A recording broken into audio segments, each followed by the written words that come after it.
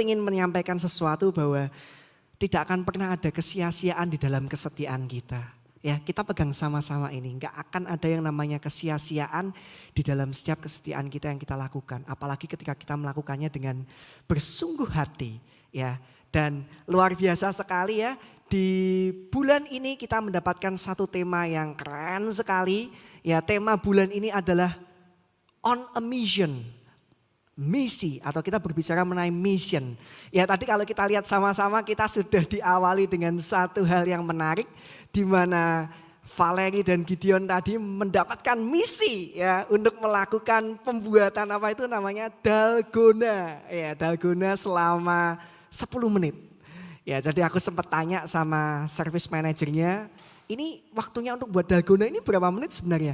Oh mereka punya waktu 10 menit tapi sebenarnya aku sudah nyoba terus 5 menit bisa kok. Wih ternyata buat dalgona itu hanya butuh waktu 5 menit ya. Kalau saya yang buat dalgona mungkin bisa setengah jam itu. Ya tapi luar biasa sekali idenya kreatif ya. Jadi di bulan ini kita akan sama-sama belajar satu hal yang baru ya. Kita berbicara mengenai misi atau mission. Nah minggu pertama kita sudah belajar sama-sama. Ya judul khotbah yang minggu pertama adalah The Messenger atau si pembawa pesan.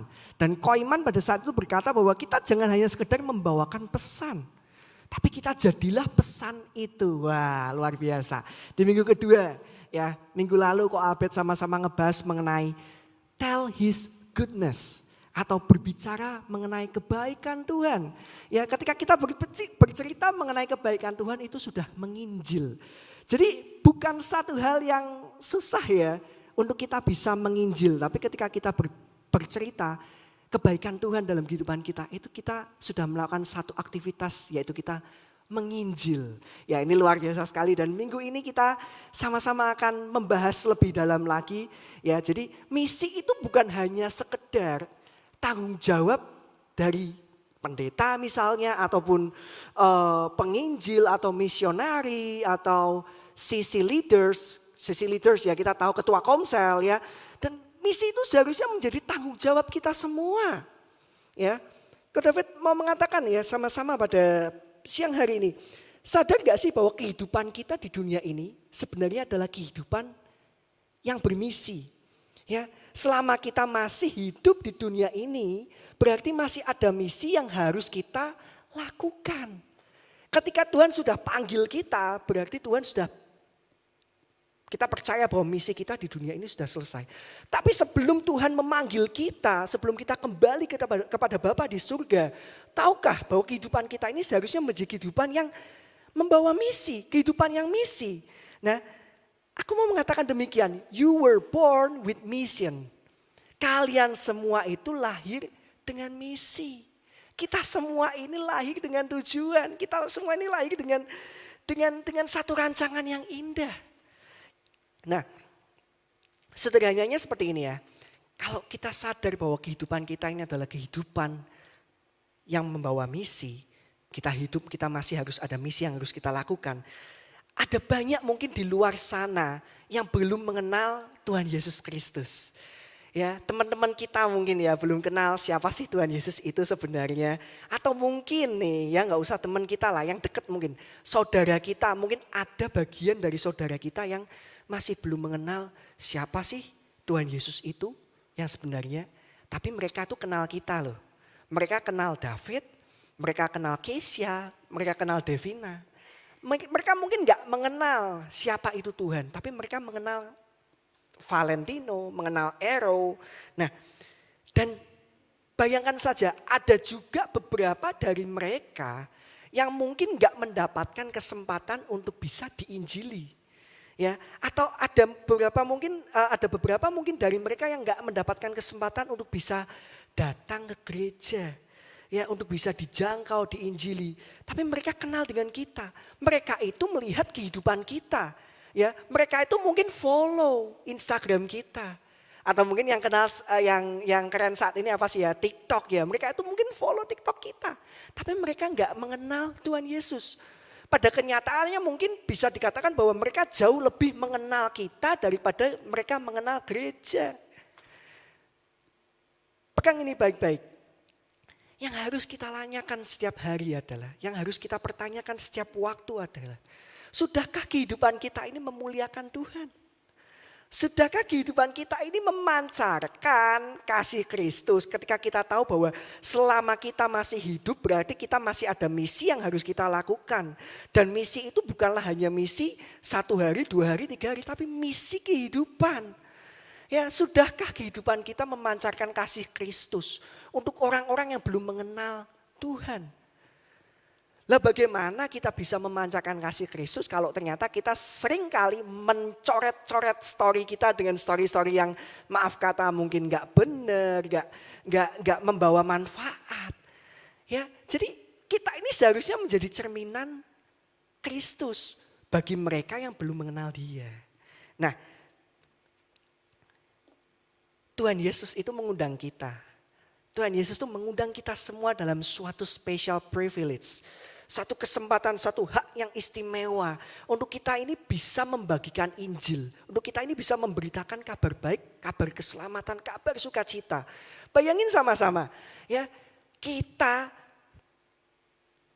ya diangkat oleh Tuhan sebagai anak. Ya, di mana kita ini seharusnya berfungsi untuk membagikan kasih Bapa kepada saudara-saudara kita yang belum mengenal Dia. Nah, ketika Tuhan Yesus berbicara, pergi. Jadikan semua bangsa, siapa? Followermu? Enggak. Jadikan semua bangsa muridku. Nah ketika Tuhan Yesus berkata pergi. Ini berarti pergi dan mengizinkan Tuhan untuk menggunakan setiap dari kita untuk kemuliaannya. Ketika Tuhan berbicara pergi, enggak hanya sebatas kita pergi secara fisik. Tapi kita pergi secara zona nyaman kita. Mungkin kita saat ini masih berada di lingkungan kita yang saat ini. Tapi kita bisa pergi keluar dari zona nyaman kita untuk kita. Gimana sih caranya kita bisa menolong sesama kita yang ada di lingkungan kita.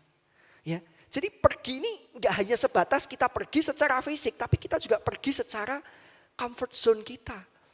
Ya. Nah ketika kita sudah diundang Tuhan. Nah ini yang luar biasa nih. Tuhan itu gak butuh orang yang mampu. Dengerin baik-baik. Tuhan itu butuh orang yang mau. Kenapa? Percuma saja kita ini mampu, kita ini bisa, tapi kita enggak mau. Karena bagi Tuhan sangatlah mudah untuk memampukan orang-orang yang mau. Tuhan Yesus itu bagi Tuhan untuk memampukan orang-orang yang mau itu sangat mudah bagi Tuhan. Ya jadi ketika kita mendapatkan kesempatan, ayo aku mau. Ini aku Tuhan, utuslah dia. Oh jangan, ini aku Tuhan, utuslah aku. Jadikanlah kehidupanku ini kehidupan yang memancarkan kemuliaan-Mu. Jadikanlah kehidupan ini menjadi kehidupan yang memancarkan kasih Kristus. Tuhan gak butuh orang yang mampu, Tuhan butuh orang yang mau. Nah pertanyaannya, kita semua yang ada di sini maupun yang mengikuti ibadah ini secara online.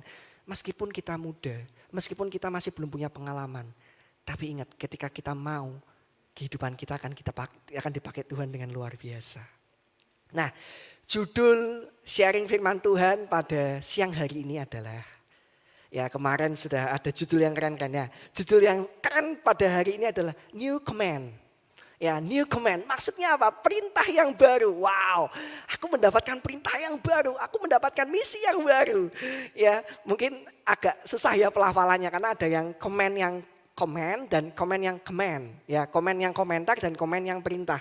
Ya, jadi mungkin ada kesusahan untuk kita, tapi nggak apa-apa, kita bisa lihat sama-sama di bawah ini judulnya ya. Nah, kita buka sama-sama ayat pegangan kita pada hari ini di Yohanes 13 ayat yang ke-34. Dikatakan demikian. Wow, ini luar biasa sekali. Aku memberikan perintah baru kepada kamu, yaitu supaya kamu saling mengasihi. Sama seperti aku telah mengasihi kamu, demikian pula kamu harus saling mengasihi. Wow, garis bawah di sini ya. Sama seperti akunya Tuhan ya. Sama seperti aku telah mengasihi kamu, demikian pula kamu harus saling mengasihi. Luar biasa ya. Tuhan itu sudah lebih dulu mengasihi kita. Jauh sebelum kita sadar bahwa kita ini dikasihi. Tuhan sudah memberikan kasihnya pada kita. Nah, aku ingin mengatakan ya bahwa dengerin baik-baik. Hanya kasih Kristuslah yang dapat memberikan kepenuhan di dalam kehidupan kita. Enggak ada kasih di luar Kristus yang bisa memberikan kepenuhan. Ya, hanya kasih Kristus yang memberikan kepenuhan di dalam kehidupan kita. Nah, kalau kita belajar sama-sama dari ayat Yohanes 13 ini, meskipun ya perintah ini mungkin terlihat sama. Oh, ini kan sama-sama ya, aku harus mengasihilah, aku harus mengasihi sesama manusia ya. Tapi ternyata it's a completely new command. Ini adalah satu perintah yang baru. Maksudnya gimana? Ya, di hukum Taurat dikatakan bahwa kasihilah sesamamu manusia seperti kamu mengasihi dirimu sendiri. Tapi ketika Tuhan Yesus membagikan perintah baru ini, Tuhan Yesus menerapkan standar yang berbeda.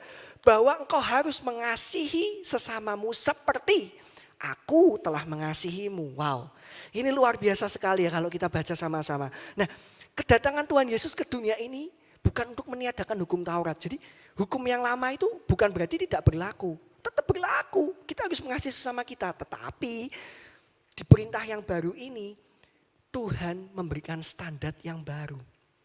Kalau dulu standarnya itu diri kita ya. Kalau sekarang standarnya adalah seperti aku mengasihimu. Kadangkala kenapa?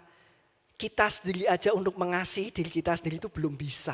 Kita nggak tahu sih gimana caranya kita mengasihi diri kita. Tapi kita belajar bahwa kasih Kristus yang sempurna yang menyempurnakan kehidupan kita. Ketika kita menyadari akan hal itu, kita akan memiliki standar yang sama. Ya, standar yang sama, frekuensi yang sama. Kasih yang kita berikan adalah kasihnya Kristus nih. Luar biasa banget ya. Nah, mengasihi itu adalah salah satu bentuk keserupaan dengan Kristus. Pegang ini baik-baik. Meskipun kita nggak pernah bisa melakukan kasih yang sama. Atau kita nggak bisa melakukan kasih yang sempurna. Tapi paling tidak kita sudah melakukan apa yang Tuhan Yesus lakukan. Yaitu mengasihi. Dan dia adalah kasih. Nah ini pegang baik-baik. Ini luar biasa banget. Jadi waktu aku merenungkan firman ini aku merasa bahwa Tuhan misi, apa sih misi itu?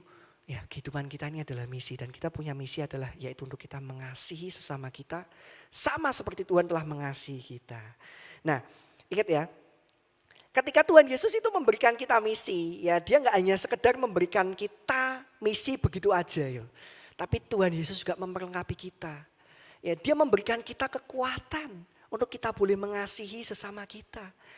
Karena kita tahu ya bahwa kasih itu nggak mudah. Kalau kita berbicara tentang mengasihi itu bukan satu hal yang mudah. Ya Tuhan nggak pernah memberikan kita kemudahan untuk kita bisa mengasihi. Tapi Tuhan memberikan kita kekuatan agar kita dapat mengasihi. Buktinya apa? Untuk Tuhan aja bisa mengasihi kita itu pengorbanannya begitu besar. Ya, jadi memang itu enggak mudah. Tapi ingat, yang enggak mudah itu juga enggak murah. Ya, kasih Tuhan itu bukan kasih yang murahan.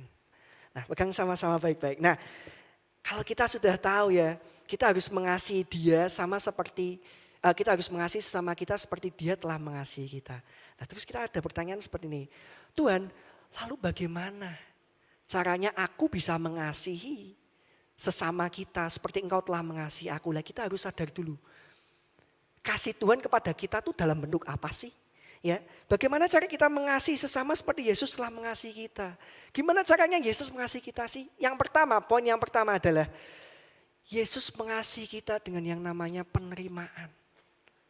Ya, pegang ini baik-baik. Ini mungkin poin-poin yang aku sampaikan adalah poin-poin yang sederhana, tapi ada pewahyuan yang lebih dalam yang Tuhan mau sampaikan buat kehidupan kita. Ya, bagaimana caranya kita bisa mengasihi orang sama seperti Yesus telah mengasihi kita.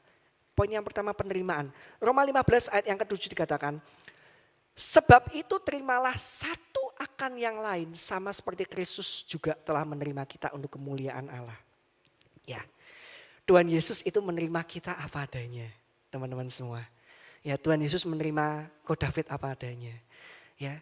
Nah, seharusnya ketika kita tahu bahwa kita telah diterima apa adanya oleh Tuhan, mengapa kita nggak bisa menerima orang-orang di sekitar kita apa adanya? Kita terima orang-orang di sekitar kita yang memiliki kelemahan, kita terima mereka apa adanya. Ya. Sedangkan meskipun kita mungkin saat kita berada di dalam fase yang terburuk pun, ya, kita nggak pernah terlepas yang namanya dari dosa ya, karena oleh sebab itu kita harus sadar bahwa setiap waktu kita harus minta pengampunan dosa. Tuhan, apa yang aku lakukan, apa yang salah pada hari ini, Engkau ampuni aku Tuhan. Bahkan pada saat fase terburuk pun, Tuhan tetap mau terima kita secara utuh. Ya, ketika kita sudah bebas dari yang namanya penghakiman, bagaimana kita bisa cepat menghakimi orang lain? Ya, terima teman-teman kita, terima saudara kita apa adanya. Ya, terimalah mereka apa adanya, bukan ada apanya. Seringkali kita mau menerima mereka karena mereka itu ada apanya. Ada benefitnya yang bisa kita pegang. Oleh sebab itu, kita mau menerima mereka. No, yang Tuhan ajarkan adalah kita harus menerima mereka apa adanya, bukan ada apanya. Matius 4 ayat yang 19 dikatakan demikian. Yesus berkata kepada mereka, mari ikutlah aku dan kamu akan kujadikan penjala manusia. Wow, ini luar biasa ya. Mari ikutlah aku dan kamu akan kujadikan penjala manusia. Ini bukan ayat yang sembarangan disampaikan oleh Tuhan Yesus. Mentang-mentang dia si Simon Petrus itu dia pekerjaannya adalah menjala ikan. Kemudian Tuhan ngomong, yuk kamu tak jadiin penjala manusia. Ternyata ada pewahyuan di sini. Ya, Yesus nggak sembarangan menggunakan kalimat atau perumpamaan menjadi seorang menjala manusia, teman-teman. Ada hikmat Tuhan di situ. Maksudnya gimana? Mereka itu terbiasa dengan hal-hal yang kotor. Ya, karena mereka adalah nelayan, penjala ikan. Bayangin aja. Mungkin enggak kita menangkap ikan yang sudah bersih? Enggak mungkin kan? Kita menangkap ikan, kita tangkap ikan ya, kemudian ikan itu yang kotor itu kita bersihkan. Nah, yang Tuhan mau adalah demikian. Ya, kita menerima mereka terlebih dahulu. Gak perlu nunggu mereka bersih terlebih dahulu. Gak perlu nunggu mereka baik dulu sama kita. No, yang Tuhan mau adalah kita terima mereka apa adanya. Seperti Tuhan menerima kita. Ya, ikan yang ditangkap kemudian diterima itu kemudian dibersihkan. Ya, aku mau mengatakan sesuatu di sini bahwa penerimaan itu adalah awal dari transformasi. Teman-teman semua. Penerimaan itu adalah awal dari yang namanya perubahan. Siapa contohnya? Simon Petrus sendiri. Dia diterima oleh Tuhan. Meskipun dia adalah orang, dia mengaku bahwa aku berdosa, aku gak layak Tuhan. Tapi Tuhan menerima dia. Siapa lagi? Sakeus. Ya, siapa lagi? Ketika yang rasul yang terkenal ya, Paulus atau Saulus. Diterima oleh Tuhan. Ya. Nah, kita pegang sama-sama ya. Kita semua berubah. Atau aku berubah. Karena aku telah diterima. Bukan aku berubah supaya aku diterima. Ini prinsip yang Tuhan mau di dalam kehidupan kita. Kita berubah. Kita jadi orang yang lebih baik daripada sekarang. Kenapa? Karena kita sudah diterima sama Tuhan. Bukan supaya kita diterima sama Tuhan. Hal ini harus kita lakukan juga buat sesama kita. Bahwa ketika kita menerima saudara kita, ketika kita menerima teman kita, ketika kita menerima lingkungan kita, akan terjadi transformasi di situ. Akan ada kegerakan di situ. Efesus 2 ayat 8 sampai dengan yang ke-9 dikatakan demikian. Aku baca dari firman Allah yang hidup. Ya, terjemahan FAYH. Efesus 2 ayat 8 sampai yang ke-9 dikatakan. Karena kemurahannya saudara diselamatkan karena iman kepada Kristus. Keselamatan tidak berasal dari saudara sendiri. Melainkan juga merupakan suatu karunia dari Allah. Keselamatan bukanlah upah perbuatan baik yang kita lakukan. Nah, sehingga tidak seorang pun di antara kita dapat menyombongkannya. Nah, kalau boleh dikatakan loh ya. Sebenarnya kita ini gak layak loh teman-teman semua. Ya, siapa kita ini sih sebenarnya? Kita ini hanyalah orang-orang yang berdosa. Ya, kita nggak layak di hadapan Tuhan. Tapi nyatanya apa? Tuhan Yesus tetap menerima kita. Nah, mungkin teman-teman saat ini ada yang merasa ya, yang lagi ngikutin ibadah ini secara online, mungkin teman-teman saat ini yang ada yang merasa bahwa Tuhan, kok aku rasanya aku nggak layak ya Tuhan. Aku nggak layak. Aku terima omongan orang kemudian aku merasa aku nggak layak. Ayo katakan ini sama-sama. Aku layak Tuhan karena Engkau telah menerima aku. Katakan ini sama-sama, aku layak karena Tuhan telah menerima aku. Ya, minggu lalu kalau Albert sudah sedikit singgung mengenai layak melayakkan ini ya. Ya, karena aku menyampaikan demikian bahwa bukan manusia yang melayakkan manusia, Tapi Allah yang melayakan manusia. Tuhan yang melayakan manusia. Ketika temanmu berkata bahwa kamu nggak mungkin. Tapi ketika itu Tuhan berkata bahwa kamu mungkin, kamu bisa. Kamu tuh nggak pantas melayani ya. Tapi Tuhan yang melayakan kamu sehingga kamu boleh ambil bagian dalam pelayanan. Ya. Meskipun kita terlihat seperti sampah di mata dunia ya. Tapi Tuhan Yesus melihat kita indah di matanya. Pegang ini baik-baik. Meskipun saat ini kita mungkin gak dianggap sama orang ya. Tapi Tuhan Yesus melihat kita ini indah di matanya. Dan ini harusnya kita bagikan juga buat orang-orang di sekitar kita. Orang yang aneh sekalipun, weirdo istilahnya, weirdo, orang yang aneh, orang yang nerd, kutu buku atau apapun itulah. Kita terima dia, kita rangkul dia. Karena justru orang-orang itulah yang membutuhkan kita, teman-teman semua. Oke, kemudian poin yang kedua, ya apa sih selain kita menerima? Yang kedua adalah kita mengampuni atau pengampunan. Ya kita mengasihi sesama kita dengan kita mengampuni, kita memaafkan. Pengampunan, Efesus 4 ayat yang ke-32 dikatakan demikian. Tetapi hendaklah kamu ramah seorang terhadap yang lain, penuh kasih mesra dan saling mengampuni. Sebagaimana Allah di dalam Kristus telah mengampuni kamu. Ya kita ini sudah diampuni. Ya kemarin kok Albert pakai kaosnya apa? Forgiven sinners ya. Pendosa yang sudah diampuni. Kita ini sudah diampuni. Ya oleh sebab itu Tuhan mau kita ini untuk saling mengampuni. Ya apapun yang sudah kita lakukan, Tuhan Yesus mengampuni setiap dosa kita. Ya. Dan dia juga mau kita melakukan hal yang sama. Enggak mudah untuk kita bisa memaafkan. Apalagi itu merugikan kita loh. Apalagi kita sudah merasa kita dirugikan. Enggak mudah kita untuk bisa memaafkan. Ya, oleh sebab itu kita perlu minta kekuatan untuk kita bisa mengampuni. Ya. Aku mau mengatakan sedemikian. Forgiveness does not change the past, but it will surely have an impact for the future. Pengampunan itu enggak merubah masa lalu teman-teman. Tapi pengampunan itu pasti akan memberikan pengaruh pada masa depan kita. Pegang ini. Oke, masa lalu memang tidak bisa kita ubah. Tapi ketika kita melepaskan pengampunan, akan ada manfaat, akan ada dampak yang diberikan untuk masa depan kita. Nah kalau kita baca ya, sama-sama kita tahu di Matius 18, kita nggak usah buka ya. Di Matius 18 ya, ini nih Petrus dengan garangnya, dengan lantangnya dia bertanya ya.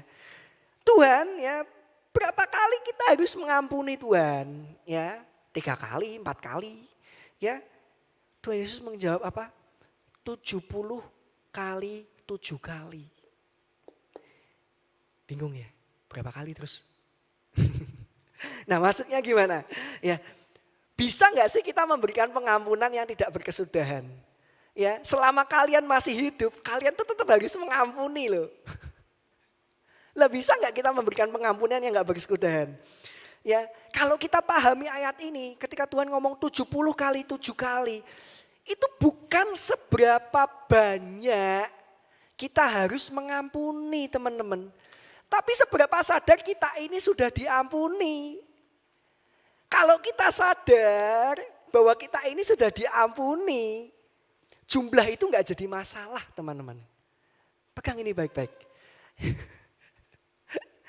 Ada yang ngitung mungkin ya, 70 kali 7 kali, 7 kali 7 berapa? 49, 490 kali dihitung. Oh aku sudah ngampuni 1, 2, 3, 489. Oh ini 490 meledak aku, enggak bisa. Kalian harus minta kekuatan sama Tuhan. Ya. Lukas 23 ayat 34 dikatakan demikian. Yesus berkata di akhir hidupnya Tuhan loh ya. Ya Bapa ampunilah mereka sebab mereka tidak tahu apa yang mereka perbuat. Dan mereka membuang undi untuk membagi pakaiannya. Ini luar biasa banget. Ya. Dan aku mau mengatakan demikian. Ketika kita melepaskan pengampunan, Tuhan yang memberikan pemulihan. Pemulihan itu bukan datang dari kita. Pemulihan itu datang dari Tuhan. Tapi tugas kita adalah kita lepaskan pengampunan. Ya. Kalau kalian mau mengalami yang namanya pemulihan, lepaskan pengampunan. Ampuni, ampuni, ampuni. Ya, ampuni siapapun yang berbuat jahat. Ampuni siapapun yang berkata-kata enggak benar terhadap kita. Ampuni mereka, ampuni mereka. Dan percayalah bahwa Tuhan akan memberikan pemulihan. Amin. Ya, poin yang terakhir ya. Bagaimana caranya kita mengasihi sesama kita seperti Tuhan Yesus sudah mengasihi kita. Poin yang terakhir adalah pengorbanan. Sacrifice, giving. Kita mengorbankan. Pengorbanan. Dikatakan demikian di Yohanes 3 ayat yang ke-16. Kita ayat yang sudah kita kenal sama-sama ya. Karena begitu besar kasih Allah akan dunia ini sehingga ia telah mengaruniakan anaknya yang tunggal. Supaya setiap orang yang percaya kepadanya tidak binasa melainkan beroleh hidup yang kekal. Ayat yang luar biasa sekali ya. Pengorbanannya Tuhan itu sempurna, maksimal, ya, luar biasa. Ya, dia rela mati bagi kita yang masih berdosa. Roma 5 ayat yang 8 dikatakan, akan tetapi Allah menunjukkan kasih-Nya kepada kita oleh karena Kristus telah mati untuk kita ketika kita masih berdosa. Kristus telah mati bagi kita ketika kita masih berdosa. Ya. Tidak ada pengorbanan yang lebih besar daripada kematiannya di atas kayu salib untuk menyelamatkan kita semua. Ya. Enggak perlu kita harus mati di kayu salib untuk kita bisa mengasihi sesama kita. Tapi mau enggak kita mengorbankan mungkin waktu kita untuk kita boleh mendengarkan teman kita yang lagi kesusahan, mereka bercerita. Kita mendengarkan mereka. Ya. Kita hadir, kita terima mereka. Mau enggak kita mengorbankan semuanya itu? Mau enggak kalian mengorbankan waktu kita untuk kalian hadir di tempat ini? Tergabung di dalam pelayanan. Aku mau ambil bagian dalam pelayanan kok. Karena ini yang bisa aku lakuin. Untuk aku boleh mengasihi sesama. Mau enggak kita mengorbankan finansial kita mungkin? Bagi yang sudah bekerja. Ya untuk kita menyisihkan sebagian dari uang kita untuk kita bantu teman kita yang sedang kesusahan. Ya. Ketika kita melakukan itu semua ya, Kristus itu memancar dalam kehidupan kita loh. Ya, kita nggak harus kita ngomong firman Tuhan ya. Yang harus kita lakukan adalah kita melakukan firman Tuhan, teman-teman semua. Karena mungkin saat ini kita nggak menguasai firman Tuhan ya. Tapi yang kita mau adalah bukan kita menguasai firman Tuhan. Kita menghidupi firman Tuhan. Pegang ini sama-sama. Kita menghidupi firman Tuhan. Kita bagikan Alkitab yang berjalan ya. Kemarin siapa yang menyampaikan itu. Kita bagikan Alkitab yang berjalan. Ada kasih Kristus di situ. Ya. Mau enggak kita mengorbankan mungkin tenaga kita ya. Kita bantu dekor misalnya atau apapun itu. Ya. Teman kita yang mendapatkan kesusahan ya kita hadir di tempat mereka, banjir misalnya kita bantu ngosek misalnya atau kita jemput mereka.